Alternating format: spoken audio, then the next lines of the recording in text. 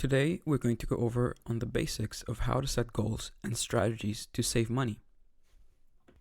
The first thing we need to do before starting to save money is to set a realistic goal. It's fine to set challenging goals, but ask yourself if it's really within your reach and be honest. And also keep in mind that the harder your goal is, the more planning and strategizing will be required.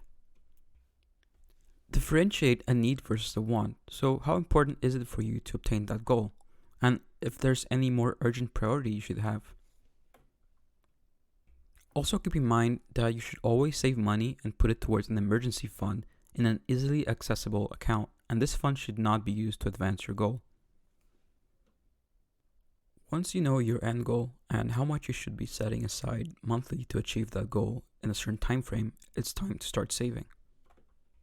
For goals that are short or medium term, that is under roughly 3 years, it is advised to place your savings in a simple savings account. Make sure to research and find places with good interest rates, since that will yield a higher return.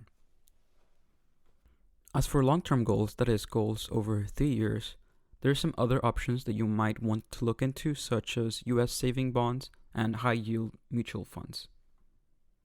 But even for long-term goals, it's still viable to use a simple savings account. Maximizing your savings. So there's a few ways to maximize your savings in order for you to achieve your goal faster. And the most straightforward way to do that is by trimming unnecessary expenses. And a few tricks to do that is doing things such as do meal preps or eat out less often to save on food, share a Netflix or Spotify account with a group rather than paying for yourself, make your own coffee rather than going to coffee shops, and always be on the lookout for student discounts. Also, try to put any extra income towards your goal.